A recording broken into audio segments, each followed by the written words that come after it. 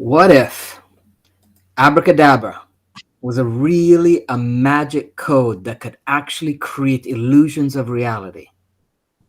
There's more and more evidence showing, scientific evidence showing that the words we choose and the way in which we use them can have a direct impact on the reality we experience on a moment to moment basis. Welcome to episode 69, chapter 4 in our series on Words Have Power. You're going to want to stick around for today's stream because it's jam-packed with hacks that you can put in place and implement immediately to start to alter or transform your experiences of reality in the Infinity Matrix. And the best part is, it doesn't even matter if you've attended any of the last streams. You'll still get a lot out of this session. We went deep undercover and picked the lock on the magician's vault. And before Ross could get turned into a toad, well, how come I'm always getting turned into the toad? I'm tired of being the one getting turned into the toad. We came out with 3 powerful hacks that will open up a treasure box of empowerment and transformation for you just by using words in a bunch of different ways. You know, as I sit on my toadstool and I sit in deep meditation, I use that time to clear my mind. Most of us do. And rather than like most who search for answers, understanding the answers will come. And I must trust myself to recognize and understand them. And when they do come, sometimes they come as images or flashes. Sometimes it's as synchronicities and portals, like we cover in our master labs. While other times, they come as words and phrases. And like Gary pointed out last week, if we are to communicate with or be communicated to, we need to have a clear idea of the definition of the words coming and going. You see, in order for words to teach, it takes a lot to get them to a concept or get an idea across. And a single undefined word can stall the whole process. So years ago, they determined if someone was reading a book, a story, a report, whatever, and they came across a word they didn't know the definition of, their mind would stop remembering what they were reading up to that point until it found the definition. It would focus its attention on the word and loop it over and over and over again, ultimately losing the retention of what you were doing. So once you understand the words you read or hear, your brain begins to analyze their semantic and syntactic relationships. For example, as we talked last week, the weekend versus the week end.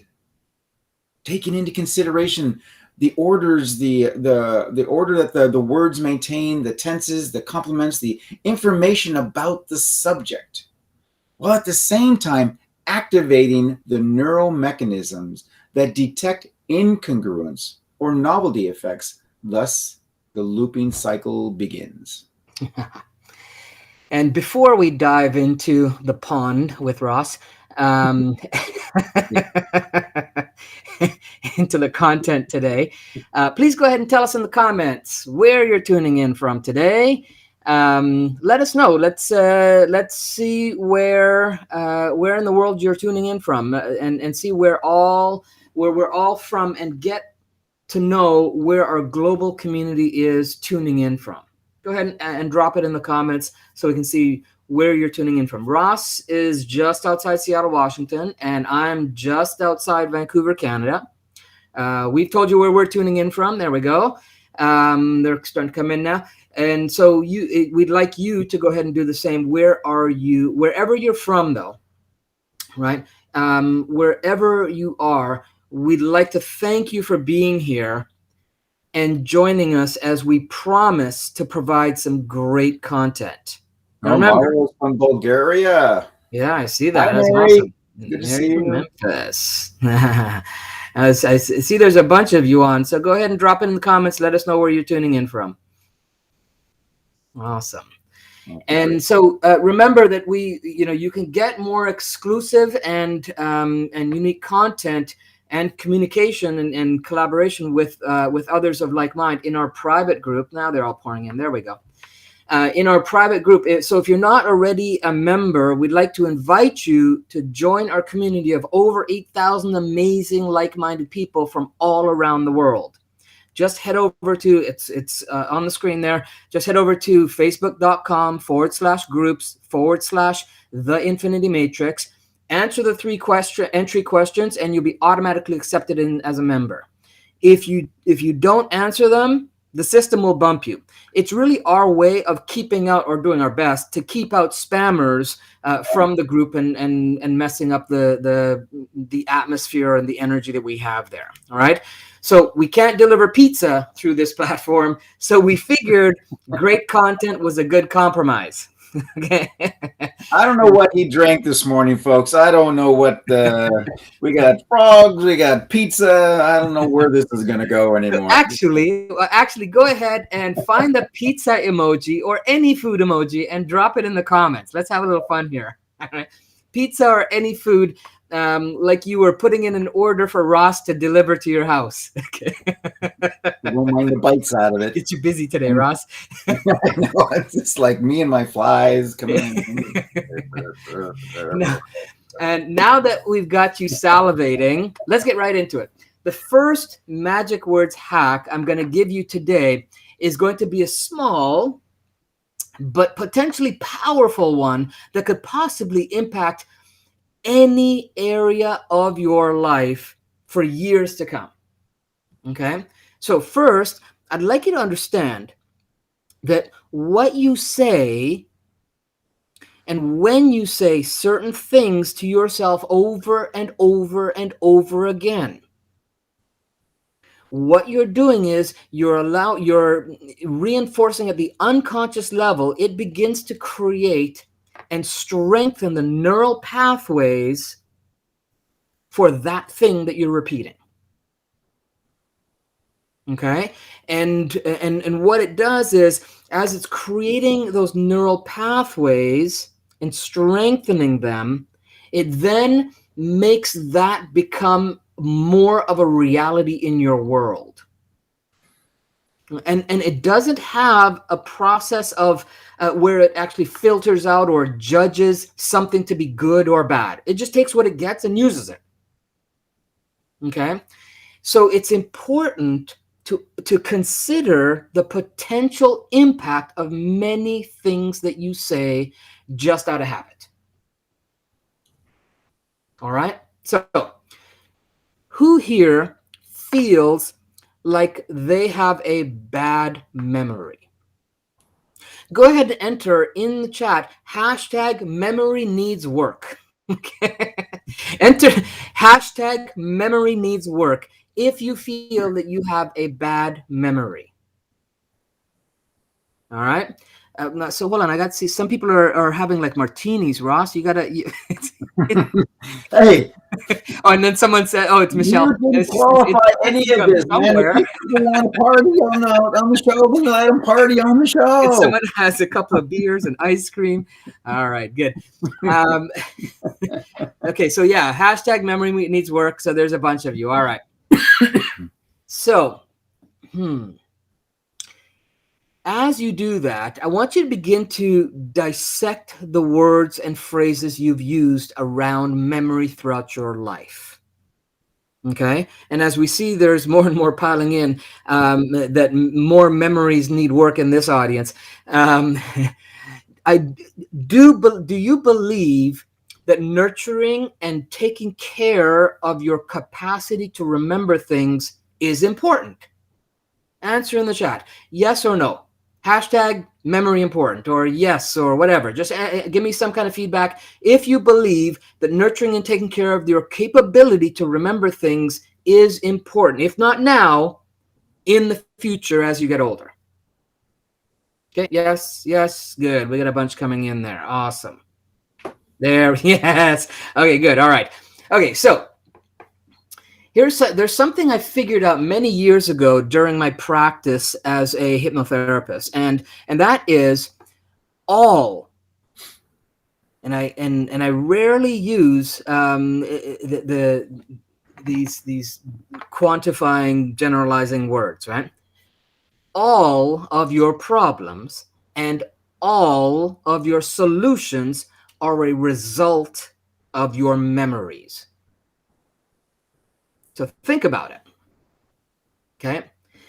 If you have pain, mentally or emotionally, the only way you can hold on to that pain is if you continue to remember to feel it. If you end up in a relationship that goes sour, it's because you didn't remember the feelings of love and harmony enough to keep building and growing it. If you have trauma, anxiety, or depression, you have to regularly remember how to create those emotions in order for them to show up. But what if you could remember to forget them?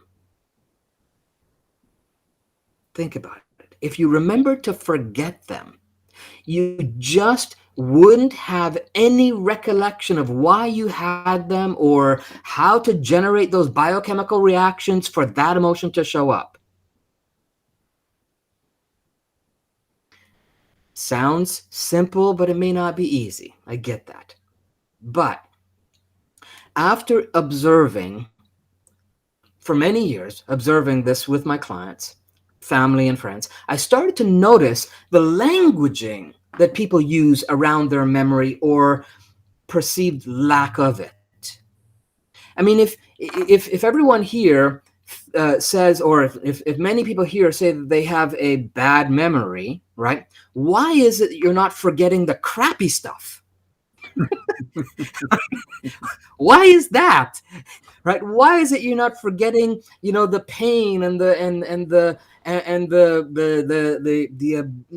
abuses, and why is it you're not forgetting those things?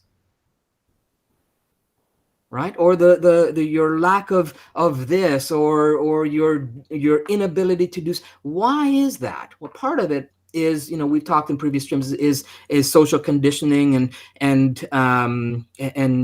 what society kind of puts in front of us and reinforces. But it ultimately is up to you and how you communicate to yourself. Absolutely, Michelle, it's a choice. Absolutely. Right. And so, but it's a choice once you get to the choice convergence points. Otherwise, it's just a habit, and a habit is something you do that you don't know you're doing. Soon as it comes to your awareness, if you continue to do it, yes, it's a choice. Okay, so I started to notice the languaging that people used around memory, and or their perceived lack of it. So here's what I'm going to propose that you do. Okay, I want you to begin catching yourself and others when you or they say phrases like the following: "Oh, I have a terrible memory," or "I'm so forgetful," or "Oh, I forgot," whatever. Okay, just fill in the blank after that. Okay, and I want you to deeply consider what's being said. I want you to pause and really consider what the word forget or forgetting means. Here are a couple of definitions, dictionary definitions. Fail to remember. Right? So when someone says they forget, it means they failed to remember. Or put out of one's mind, cease to think of or consider. Okay, think about that. So if I say, "Oh, I forgot my keys," for example, right? And I stop to consider what I've said, then I would see clearly that my statement cannot possibly be. It can't be true. Because in order for me to know or have awareness that I didn't have my keys in my possession at that moment, I had to first remember every aspect about my keys, what they looked like, what they felt like, how long I had them. Every detail had to be remembered first before I claim that I have forgotten them. Okay, it's kind of a mind, I get it. Okay, but really get this. So, this is not a true statement of reality. The true statement, and the one that is more empowering and supportive of a healthy memory, because when you're saying I forgot, you're reinforcing that, right? Remember, if I talked about earlier, if you say it over and over, you start to reinforce and becomes your reality. So that one is not a reinforcing one. So if we state the reality that supports us and empowers us and is supportive of a healthy memory, it's like this. Oh, I seem to have remembered my keys too late. Because you remembered them. How else would you know that you forgot? I mean, you right? So state the fact that you remembered them. And that reinforces that you have a good memory, that you're remembering more than you give yourself credit for on a regular basis. Right? And so some of you might say, but if I forgot where I put my keys, then I really did forget again. That would mean, based on the definitions, it would mean you failed to remember, or you ceased to think of or consider it. And if that's the case, then you wouldn't remember that you had forgot your keys. The mere fact that you claimed to forget it means that you actually remembered it first. Because if you did forget it, you wouldn't know it. It wouldn't be in your mind or your awareness. You wouldn't have awareness that it existed or was needed.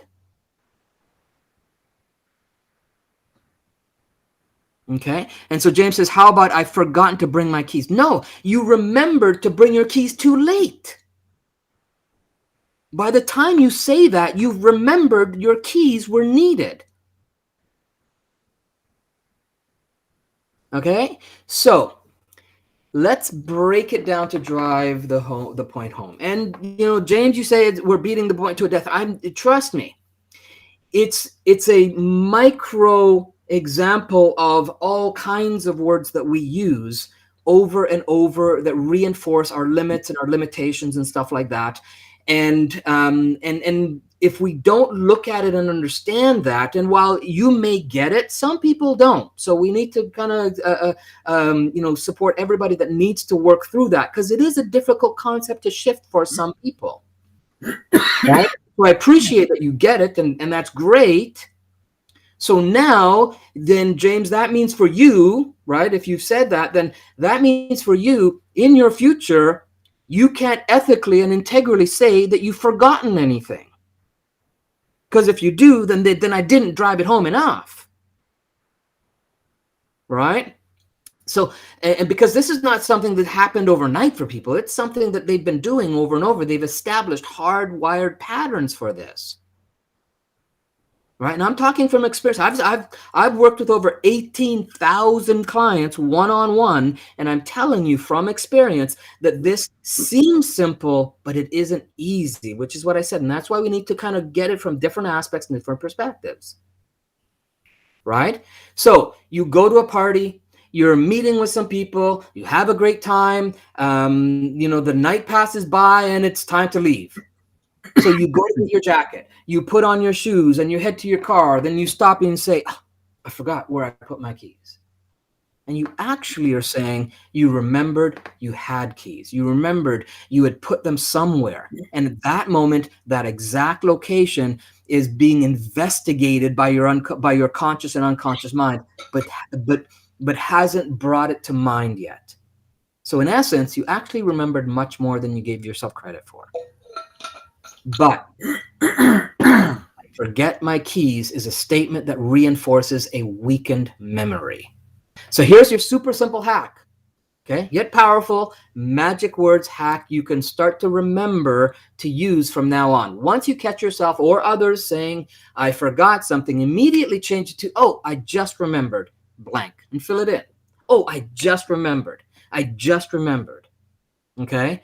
And the other thing I want you to remember is that on Saturday mornings, 8 a.m. PST, we have our Down the Rabbit Hole segment. Okay. It's free. It's a free open Zoom call where you're invited to join us on conversations of all kinds. Let me just throw it on the thing here. There we go. All right, it's running down the bottom there. We have conversations of all kinds, taking topics from this and past streams into deeper explorations, even topics we haven't done on streams yet. Right? You'll truly love it. It's informal, and we're building a great community of like-minded people talking about stuff that nurtures our soul, right? So just go ahead over to hackingtheinfinitymatrix.com/rabbit hole to register and get the Zoom link sent into your inbox, and then jump on the call with us. And that's on Saturday, 8 a.m. PST, Pacific Standard Time. Yeah, it's also a great place, a great time to develop these questions that you have about what we're showing you today, and for all the last three segments as well. So it's really fun. So as we conclude this month's topic of words and the worlds that they create, we want to once again emphasize the truest power of the words that you use. When you speak in energy and vibration. You speak as a transmitter, and those who hear you are receiving your message and your energy. That's why sometimes you get that feeling of, as someone communicates a less than truthful resonance. You just get that feeling because it's not just the words. Because as you receive the sounds of words, you're also extracting the vibrational energy underlying them, the code. Even when reading, we can have a keen sense of energy and coherence of the author themselves. So now we're going to present you with number 2 of our 3 micro hacks today that will lock in much of this month's teachings. So always keeping in mind Benjamin Franklin's adage, tell me and I forget, teach me and I remember, involve me and I will learn. Well, you're about to be involved, very involved. So our second hack is, well, I don't know. I'm going to have to put you guys on an elimination diet. Sorry about that. No, don't worry. It's not a food diet.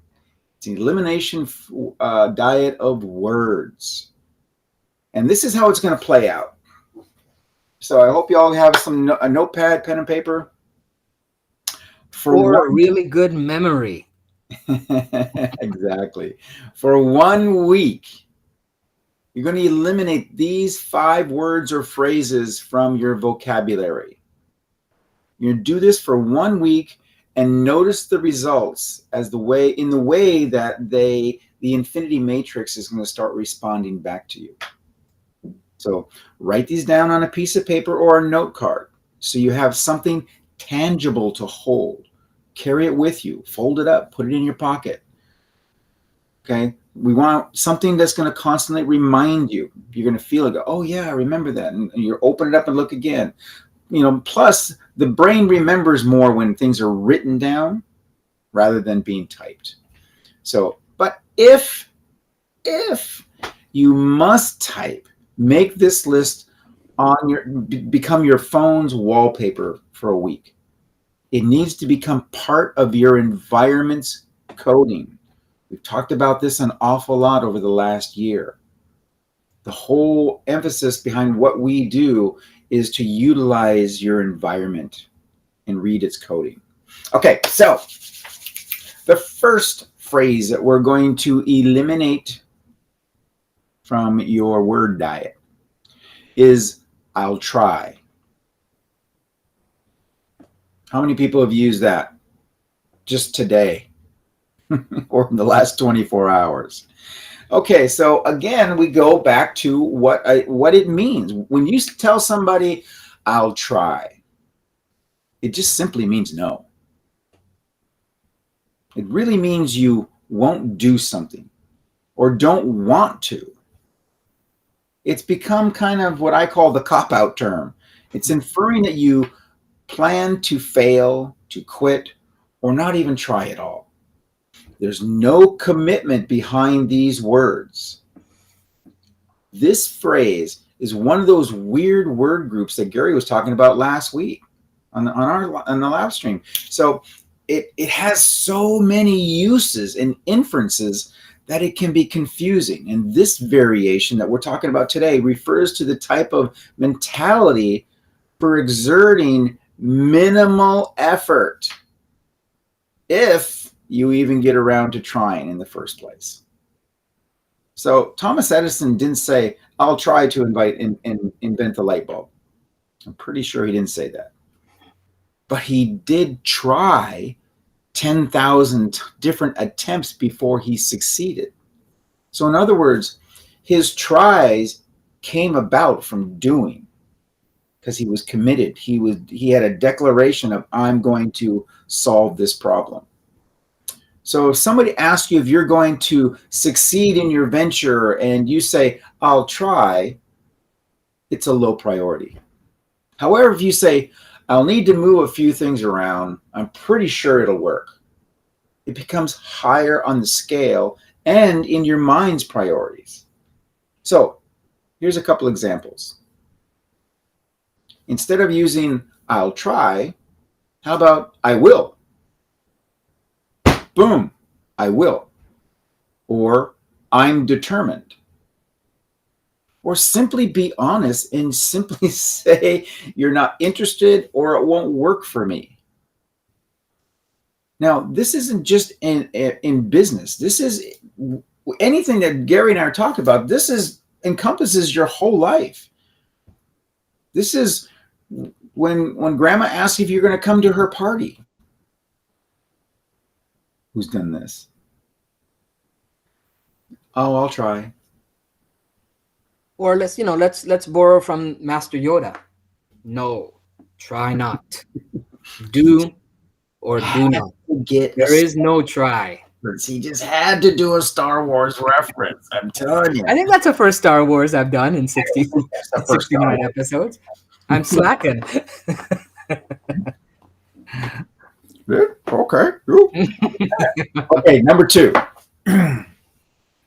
Mr. Spock said, no. Number 2, I can't. Oh, this one is brutal. This is relatively the second cousin to I'll try. So when you say I can't, you set yourself up for failure from the very beginning, because it means you are giving up or that you lack the power. It implies a low self-image, a helplessness, and a lack of self-control. Now, using the word also increases your stress level, and it blocks creativity and your ability to literally solve problems. It is a huge self-sustaining barrier. Now, let's qualify this a little bit. Yes, you may not be able to physically lift that 200-pound barbell. Okay, I got it. But if it were on your foot, you'd find a way. You'd redefine can't into how can I? And this holds true for any scenario. If you want it badly, you'll find a way. So again, some alternatives to that would be I can, I intend to, I'm committed or will commit. I can't is absolutely, it's not going to happen. I can't do that. Find a way. Number 3, I know that. And Gary knows this is probably my pet peeve. Okay. Um, when you say I know that, it closes you off to absorbing any new information or ideas. Whether you're saying this to save face, to impress someone, or your ego is just simply out of control, you are putting limitations on yourself and almost everything you do or are about to do. I've been in circumstances when a trainee says to me, or says this very thing to me, so, oh, I know that. I say, okay, great. And my quick response is, oh, that's great. Please explain. How do you know it? And 95% of the time, they're going to stutter and stammer because they really don't know, but they're trying to impress me. And it's a very, very bad habit to get into. And again, when once it's brought to their attention, as Gary just said earlier, once I do something like that, that's great. Please explain. How do you know? Now it's no longer a habit. Now they realize that they just simply made a foolish choice.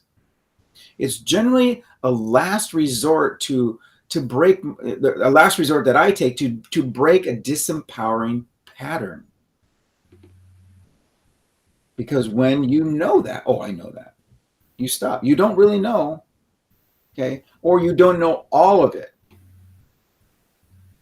So when if you feel this coming on, pause, just pause and reframe it.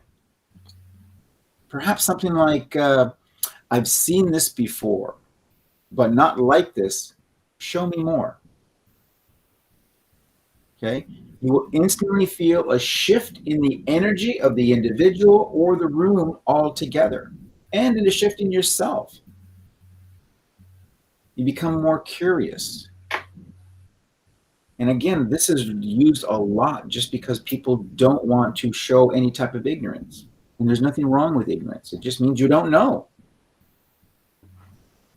So here's some alternatives for this one. Show me more, or I'm intrigued, or I understand that. What about this?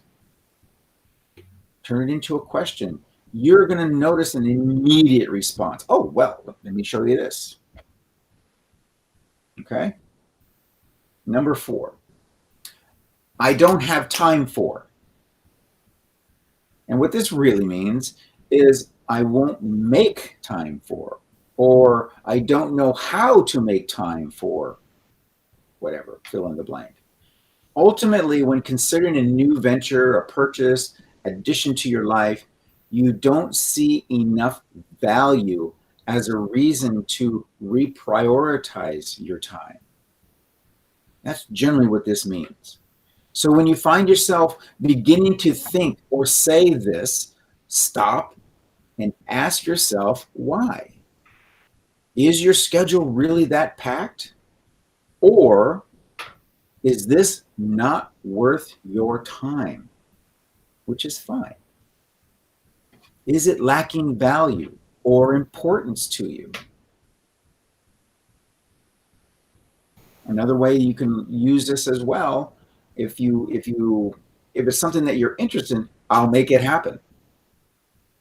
Instead of I don't have time, it's like, I can make this happen. I can make time. I can move this up on my priorities. But also be honest with yourself too. It's like, this is just not for me. I don't like this. I don't want to. That's fine. But don't limit yourself. All these words that Gary just finished talking about, and these as well, are all just limiting you. So number 5, I don't have energy for this. And again, it really means you don't want to make energy for it, or don't know how to make energy. This refers to mostly a state of mind, a mindset of complacency and acceptance pretty much of the status quo. And in many cases, the spirit and body are weak. They're overworked, stressed, spread too thin, and lacking a prioritization of tasks and goals. When you find yourself saying or thinking in this way, take some time to seriously consider some self care. I did that. I just did that a few weeks ago. I had some energy work done, and a couple of weeks later, voila. Okay. Other avenues to look into could be that quite a bit of low energy tasks or projects are depleting you. This is generally the number one culprit. There's just all these little things, and they're just beating you up. They're just taking away all of your time. Here's your solution for that. Either you identify them, you make a decision to eliminate them, or delegate them. Period. Diet, exercise, recreation are all key components to energy replenishment. Keep those in your schedule. If they're not there, put them there. If you have to put them on your calendar, do it. It's going to make a huge difference. And developing a state of change for low energy is pretty much the ideal remedy. So quick, short spurts of energy, nothing fancy, just fast, high energy movement. While declaring, I am full of energy. Just get up and just start moving. I am full of energy. Full. Do that for 3 minutes. Start with 1 minute. And then come back down. And then do it again. And then come back down. It will create a physiological and a psychological connection in the body that it will learn to respond to. Also, keeping top of mind that saying you don't have energy tells the body and the mind that you don't have energy. And ask yourself why you get up in the morning. Okay, do you have a big vision for your life? Do you get up in the morning going, I get to do this? Or you get up in the morning going, I have to go to work? Rather than I get to go to work. I get to go do this. I get to go help people. I get to do another presentation this morning. This is fantastic. Let's do this. Let's do this. Let's do this. Energy is key. We've been discussing this for months. So an alternative again, when I don't have energy for, is I can do this. I'm ready for this. Bring it on. Start telling your body what you want, what you need. Get that connection going. If you're having a swollen day and you're slumped over, get up, move. Move. All right. Here's the last one. But. So let me just interrupt you, Ross. So Samantha says, Tony Robbins was talking about spurts that fast-paced movements yesterday on his live. This all is really putting the dots together for me. So, yeah, we find that that Ross and I had this same conversation. We're like, hey, are these guys listening to our streams? Because they're talking about stuff that we've been talking about. I mean, clearly, in the last, at least the last 5-6 episodes. So yeah, we noticed those things too, Samantha. Thanks for bringing it up. And Samantha, really, what that proves that this is just universal. Yeah. That's really where it comes down to, is that these are just the laws of the universe. Mm-hmm. The body needs motion. The body needs energy. And we can create our own energy. We are creators. Yeah, and these are the codes that hack the matrix, and that's why you're putting something out there to change your perception, your experience of reality, and that's what these hacks are all about. So, exactly. All right. So number 6, but this is fun. Okay. So when you say but, in most cases, it causes. We're not talking about rear end. Your rear end. We're not talking about that but with double T's. Hang on a second. I need to change my presentation. Yeah. In most cases, we're not talking about BUTT. Okay. Yes, yeah. Now, in most cases, it causes everything that was said or thought before it is negated. Okay. It often has the effect of changing a neutral statement into a negative one.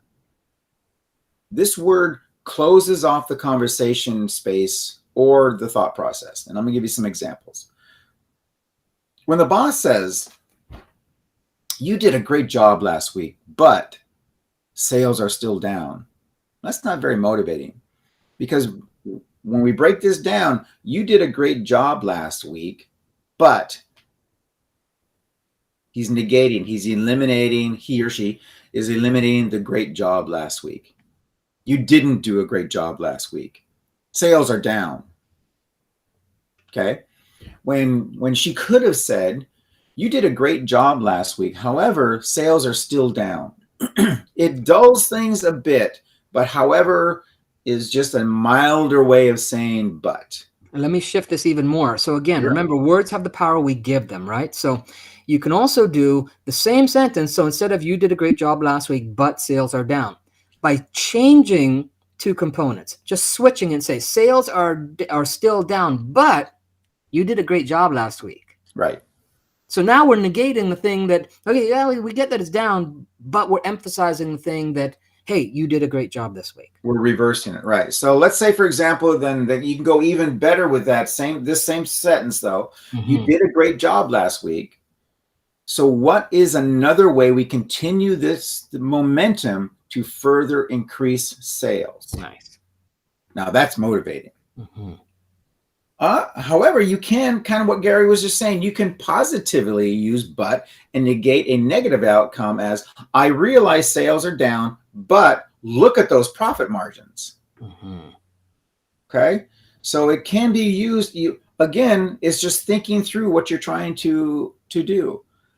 But when somebody's talking to you, in most cases, I had a professor when I was in college, and he was literally had a reputation of never saying a bad thing about his students' work.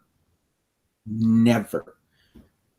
And by applying this on a regular and consistent basis, the students, the peers, his employees, spouses, children, virtually anyone, it will be received in a far more empowering way. And so will you. This professor had an incredible reputation. He was very mild, very meek and such, but everybody just wanted to talk to him because he never said anything negative. He would never say, "Well, that's very nice," but he had this really monotone voice. Oh my gosh. You did not want to have him first thing in the morning. You just like, but he was so kind and so gentle.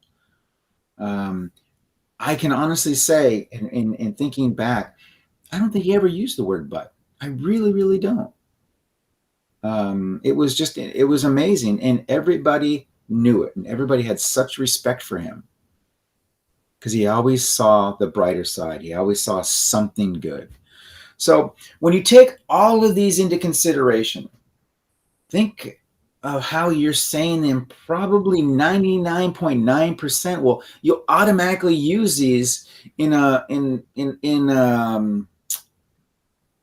different setting, a kind of tone, your voice tone. You have low energy, almost a whisper. You're gonna have a slumped posture. Your head will be tilted. Think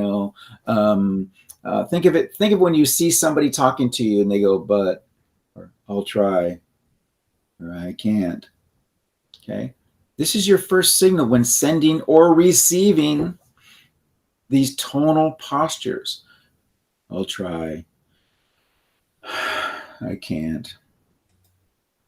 It's a big difference, okay, compared to the counterparts of, "I'll need to look at my calendar and move a few things around, but I'm pretty sure that I can." Okay, all of this makes a big difference. We're trying to we are showing you the whole picture here. The words are important, but the way that they're transmitted is also important, or the way that they're being received or being transmitted to you. And a quick example of how the delivery of how you transfer them is important. Just using "I'll try" and "I can't," just the way you say it can make a difference. So instead of say "I'll try," which makes it more of a statement and kind of locks it in, you say "I'll try." Yeah. That's a different. Or "I can't." By doing that, by shifting the inflection to a question, it changes the impact of those words. Hmm.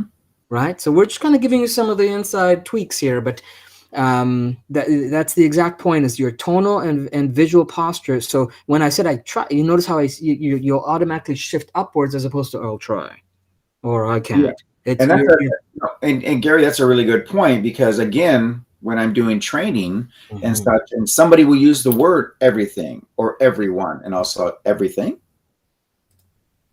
and then they'll look and they're like, yeah, everything, Mhm. and like, well, not everything. Oh, some things. Well, yeah, some things. And again, it's because these terms, these words have just become automatic.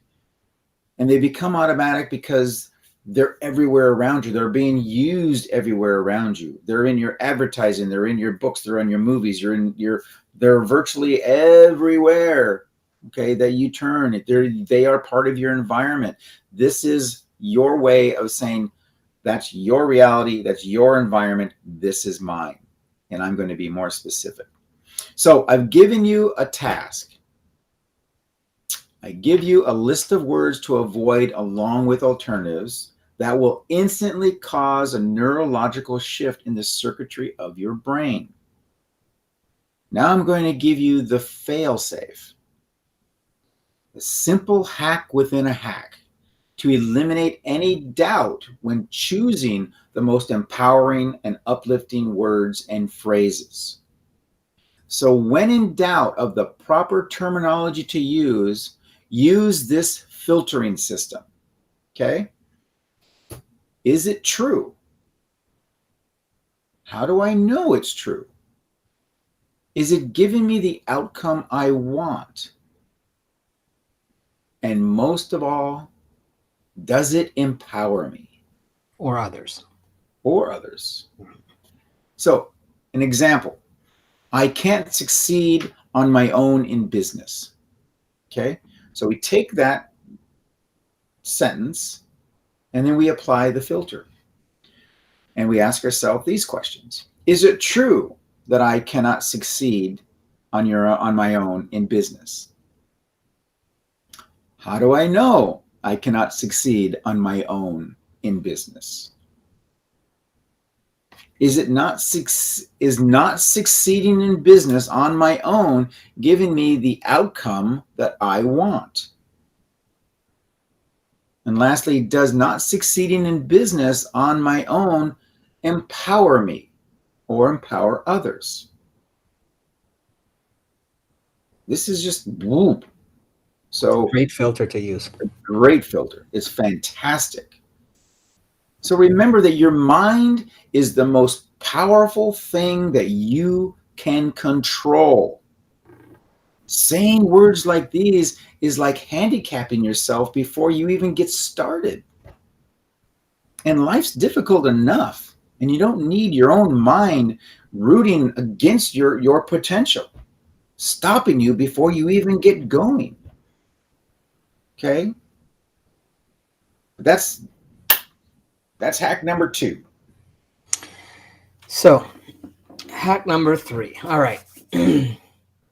So this was so closely guarded. It was such a closely guarded magic hack that the magician was flipping over how he realized, or over when he realized that we snagged it for you.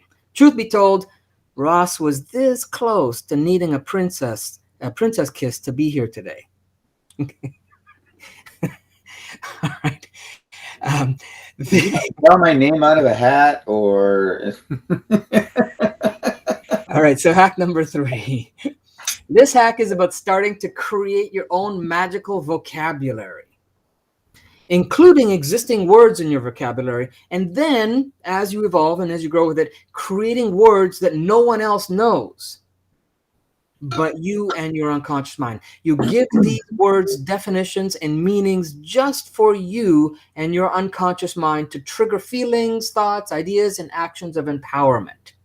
We're going to start with words that you know, and then you can get creative. We can talk about it in the rabbit hole. We can talk about it. We may dip more into it in future streams, but we definitely go into it in the Art of Designing Your Reality, the 7-day course that we've got coming up soon. So, what if you had a set of words that could foster and invite more flow in your life? Type hashtag flow if you'd like that. Okay. And if you had more flow in your life, and then another set that increased or improved your perception of reality, right? And then other words that automatically expand your possibilities. You could have them in your arsenal when things seem challenging, difficult, or impossible, and in conjunction with what we've already gone through. Okay, so using a specific magic vocabulary, which we've already started getting you to do, right? But a specific magic vocabulary would almost give you a superpower to embrace and handle just about anything. If you'd like that superpower, type hashtag superpower. All right, um, and maybe there are other emotions of connection, determination, or peace and solitude that would serve you.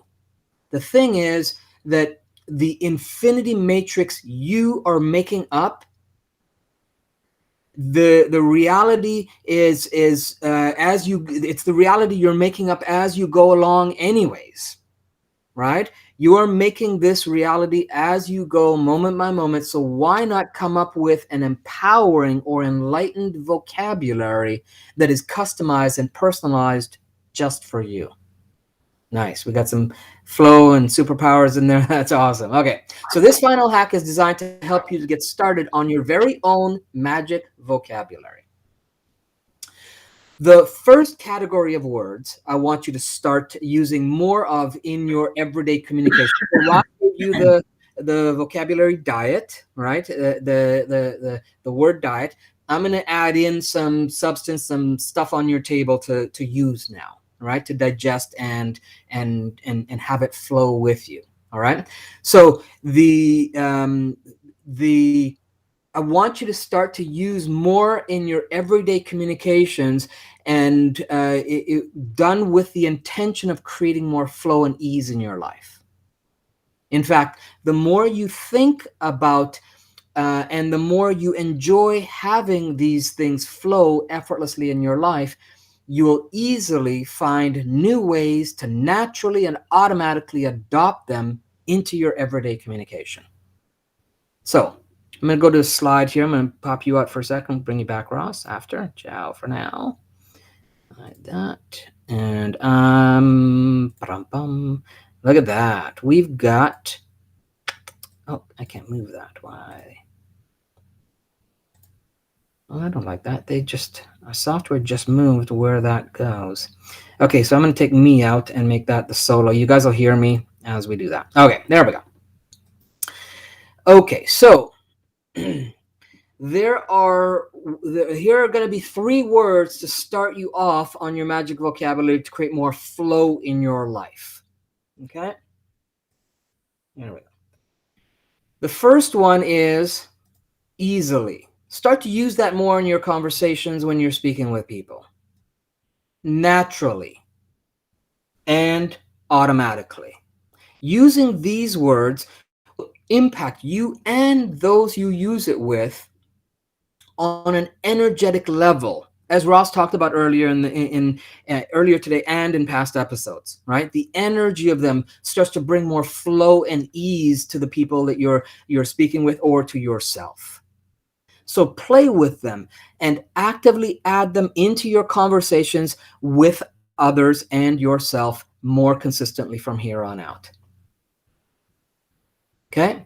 Then adding these next 4 words will help you to increase your perception of reality, allowing you to be more aware of what you claim to be real, making you realize how much you actually contribute to that reality, so that you can experience the full totality of the power you wield with the words you use. You'll notice the subtle and the not so subtle effect on your reality the more you use these four words. First one is aware. Next one is realizing or realize. Next one is experience or experiencing. And the next one is notice or noticing. Start to think about how you can add those into your communications on a daily basis. Okay. And then to round off your first 10 power words in your magic vocabulary, imagine that just a couple of tiny words could expand your possibilities in an instant. I mean, what if you had a mindset locked in and reinforced that the sky, heck, the infiniteness of the multiverse is the limit? I know that I wonder just how wonderful that would be for you to wonder about and use these types of words. Imagine that. What if? And fill in the blank, right, with something positive and empowering for both those options. And I wonder how, I wonder why, I wonder what, I wonder when, I wonder where, I wonder who. So take these 10 power words and build on them and add them to a journal. And when you find words or phrases that uplift you, oh, you can't see the bottom of the screen. Oh, okay, hold on. Let me see what's going on here. Oh, let me clear Mary's out of there. There you go. Thanks for that, Linda. Okay, yeah. So take these 10 power words and build on them. Add to them and create a journal, create your own dictionary, you will, or if you will, of empowering positive magic words. Okay, inspiring words that inspire you to move, inspire you and move you on different levels of experience. Then add them to the vocabulary. And you may even find that as you start using them in your communications, that those around you will start to adopt them and feed them back to you as well. It's a high probability. Okay, just saying. All right. And so there you have it. That's a wrap on Words Have Power series. If you've missed any of the streams, do remember, let me just put that here. Okay, if you missed any of the streams, then again, do remember to head over to the private group, answer the 3 questions, and once you get in, you'll get information on where you can get all our replays in one spot instead of having to scroll through all pages and pages of posts, because next week going to be 70 episodes, and that's a lot of posts to scroll through. Plus, in the coming weeks, just to let you know, we will be making some adjustments in when and where we do our streams. So please tune in and head over to it's right scrolling on the bottom there, facebook.com/groups/the Infinite Matrix. And you'll be updated there of all changes and adjustments that we make for sure. And come and join our awesome growing community. We'd love to see you there if you're not already there. So let's see, we got excellent. I'm becoming more and more aware. Yes, you are. Good job. And fun hacks to practice. Yes, they are. Thank you. And we got a bunch of superpowers, hacks. Awesome. Okay, and this screen that you're seeing right now, the image will be uploaded in the group later today with this stream post, so you can find that for download to have it as reference. And maybe Ross, you can put your hack there in ready for a screenshot, like for a phone screen, so they can have that as well. if we can create an image around that. Oh, let me bring Ross back. Hold on. There you There go. we go. Yeah, that's not a problem. Yeah, and then Already works. and then we'll upload those into Onto the the group, group. so you can grab those a little later today. All right, and last but not least, we invite you to join us on Saturday mornings, okay, for Down the Rabbit Hole. All right, it's if you haven't done one yet, you owe it to yourself to just come and join one. Now, what's the saying? I bet you can't have just one. All right. Once you come, you'll want to be a regular. It's that good. So the link is scrolling down the bottom here. So head on over, grab the Zoom link. That's our stream for today, everyone. Thank you so much for being here, sticking till the end, and participating. We really appreciate it. Till next time, we dare you to be exceptional and use all the hacks we give you, all the hacks that we give you to master the art of designing your reality.